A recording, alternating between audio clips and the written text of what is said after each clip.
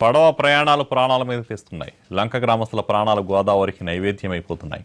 తాజాగా జరిగిన ప్రమాదంలో ఓ వ్యక్తి గల్లంతు కావడంతో అతడి కోసం గాలింపు చేపడుతోంది రెస్క్యూ బృందం.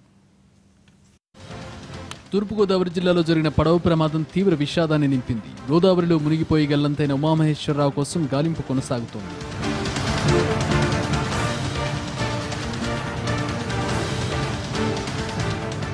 ముమ్మిడివరం మండలం గురజాపులంక వద్ద పశువులకు గడ్డి కోసం అవతలి ఒడ్డుకు వెళ్లి తిరిగి వస్తుండగా ఈ దుర్ఘటన జరిగింది. పడవలో 12 మంది ప్రయాణిస్తుండగా 11 మంది సురక్షితంగా ఒడ్డుకు చేరారు. అయితే ఉమామహేశ్వరరావుకు ఈత రాదని గుర్తించారు. ఉమామహేశ్వరరావు అంతా చూస్తుండగానే ఆర్తనాదాలు చేస్తూ గోదావరిలో కొట్టుకుని పోయారు. పొద్దున పాలు తీసుకోవడానికి వెళ్ళామండి. మొత్తం 20 మంది అనుకుంటాం. నామ వస్తుంటే గాలి ఎక్కువైపోవడం వల్ల తను చెట్లో పడిపోయింది. వచ్చి చెట్లో పడిపోయినా నా తిరగబడిపోయింది. అంతా 10 మంది 15 మంది ఉంటారండి. మొత్తం అంతా ఒకటే ఊరండి. ఒక్కరోడే మిస్ అవ్వడండి. పాలు తీసుకొచ్చి నామ ఎక్కింది.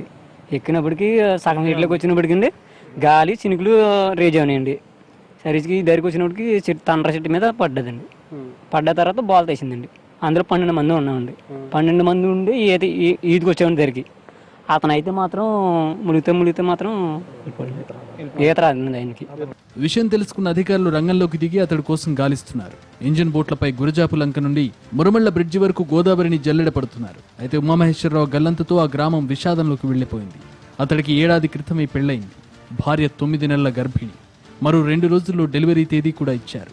ఈ సమయంలో భర్త గల్లంతు కావడంతో కన్నీరు మున్నీరవుతోంది. 4 గంటలకు వెళ్తారండి లంకలోకి, పాలుకి వెళ్తారండి. ఎవరెవరు అంటే అందరికి వెళ్తారు కదండి. మామూలుగా వెళ్ళిపోరండి, అందరితోటి పడి వెళ్తారు కదండి.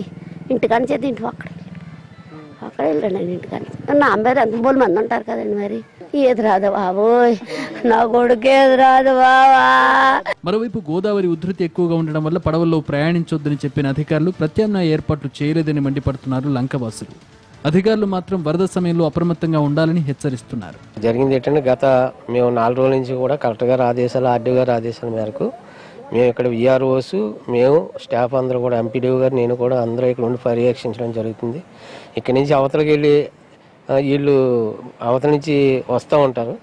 అయితే మేము ఈ గోదావరి ఫ్లడ్ పెరిగిన కాడి నుంచి కూడా మేము చెప్పేది ఏంటంటే ఎట్టి పరిస్థితుల్లో ఎవరు వెళ్ళడానికి వీలేదని చెప్పేసి పోలీస్ డిపార్ట్మెంట్ మేము కూడా హెచ్చరికలు జారీ చేయడం జరిగింది. అయితే ఏంటంటే ఇప్పుడు వీళ్ళు జరిగింది ఏంటంటే ఉదయం 3 గంటలకి 4 గంటలకు అవతలకి వెళ్ళి మళ్ళీ తిరిగి పాలు పీచుకొని మళ్ళీ యువతలకు వస్తారు వీళ్ళు. అయితే వీళ్ళు ఉదయం వెళ్ళి ఇక్కడ 7 గంటలకి రీచ్ అయిపోయారు. రీచ్ అయిన తర్వాత ఈ గోదావరిలో ఒక చెట్టు, పడిపోయిన చెట్టు ఉండడంలో ఈ గోదావరి ఒడ్డుకు వచ్చిన తర్వాత ఆ చెట్టుకి ఈ పడవ ఢీకోవడం వల్ల ఈ క్యాండిడేట్ అంటే 14 మంది ఈతొచ్చు, ఈ క్యాండిడేట్కి మాత్రం ఈత రాదు. ఒడ్డునే జరిగింది.